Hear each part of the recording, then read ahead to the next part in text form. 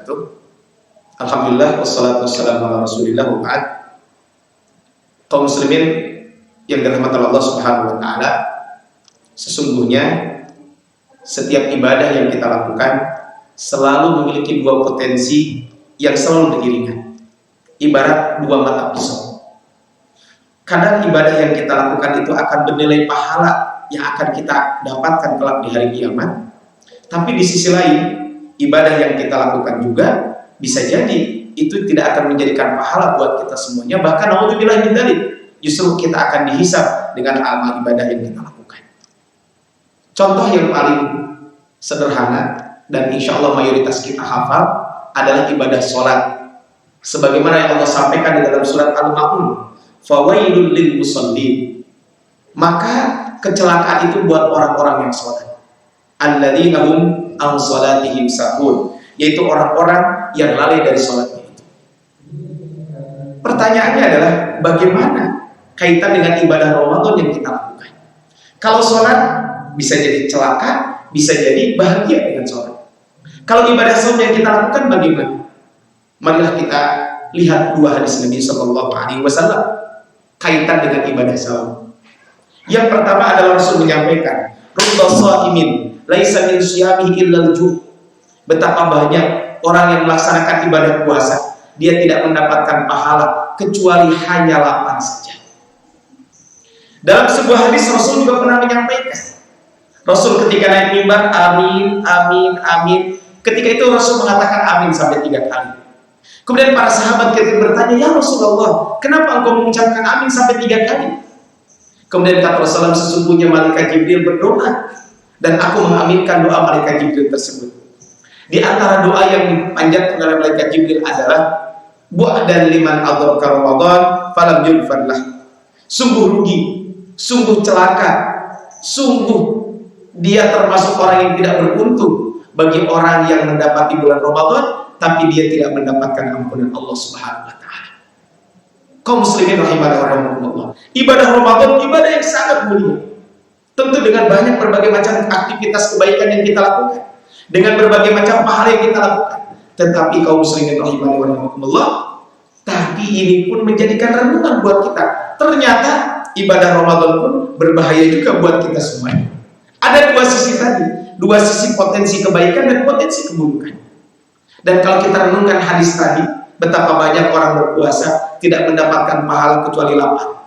Betapa kata Rasulullah, sungguh rugi orang yang mendapati bulan Ramadan tapi dia tidak mendapatkan ampunan Allah Subhanahu wa taala. Rasa-rasanya mungkin ini sangat tepat buat kita harus selalu merenungkan kaitan dengan ini. Kenapa orang-orang tersebut ketika menjalankan ibadah Ramadan tapi tidak mendapatkan ampunan Allah Subhanahu wa taala? Kenapa dia termasuk orang yang celaka? Kenapa cuma mendapatkan pahala haus dan dahaga saja? Orang-orang ini karena mungkin di bulan Ramadan ini melakukan kekeliruan, melakukan kesalahan dalam melaksanakan ibadah Ramadan.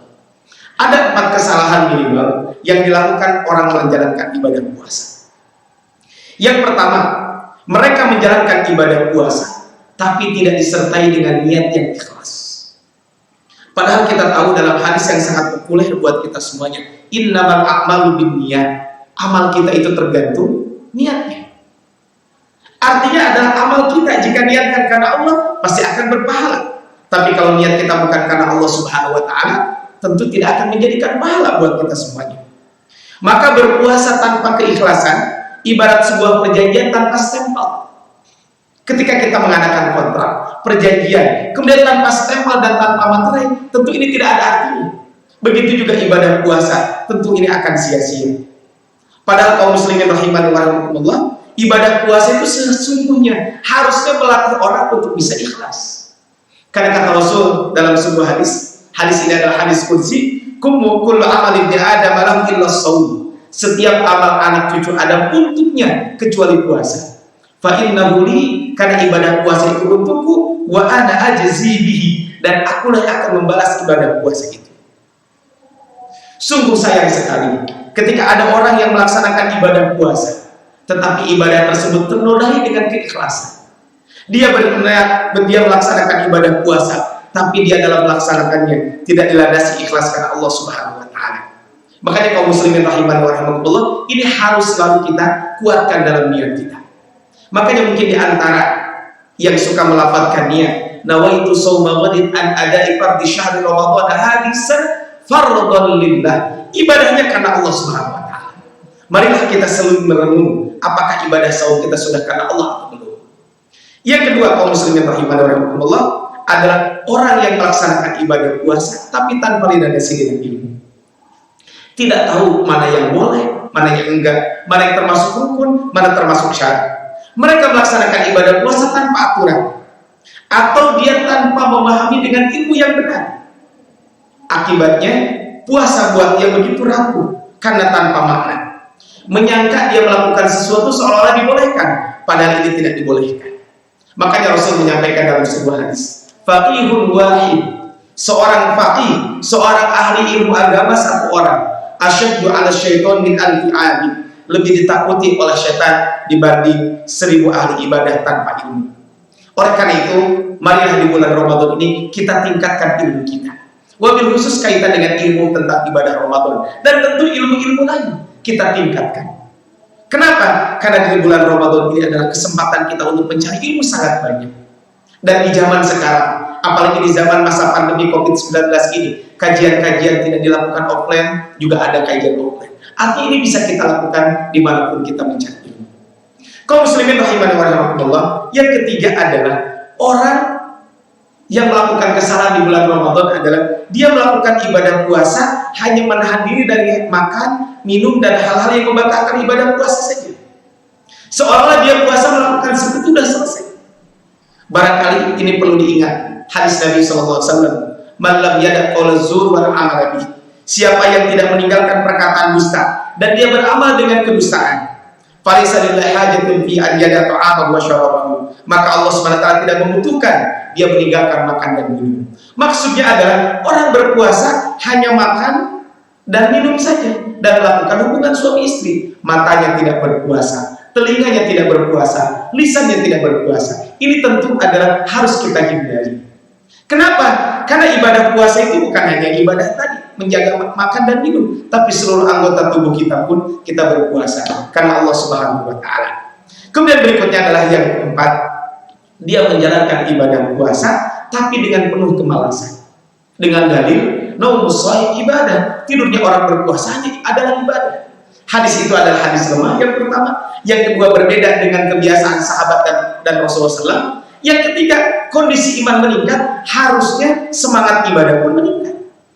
Makanya kaum muslimin rahimani wa rahimakumullah, hendaklah di bulan Ramadan ini bukan hanya kita menahan lapar dan dahaga, tapi penuhi ibadah Ramadan dengan berbagai macam aktivitas kebaikan. Makanya Rasul menyampaikan, di awal bulan Ramadan, ketika Ramadan tiba, pintu-pintu surga dibuka. Maksudnya apa? Pintu-pintu kebaikan dibuka selebar-lebarnya untuk bisa kita lakukan. Dan pintu-pintu neraka ditutup, maksudnya adalah pintu neraka itu adalah pintu-pintu keburukan tertutup rapat. Dan setan-setan pun dibelenggu. Dan kata Rasul, wa yunadi munadin. Kemudian ada yang menyeru, ya babil khairi aqbil. Wahai para pencari kebaikan, sambutlah bulan Ramadan ini.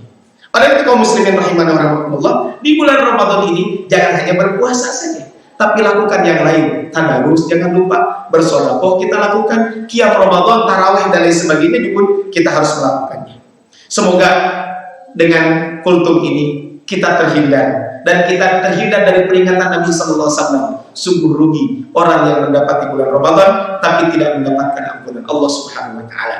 Semoga Allah Subhanahu wa taala selalu menjaga kita agar kita tidak terjerumus kepada kesalahan-kesalahan orang menjalankan ibadah puasa.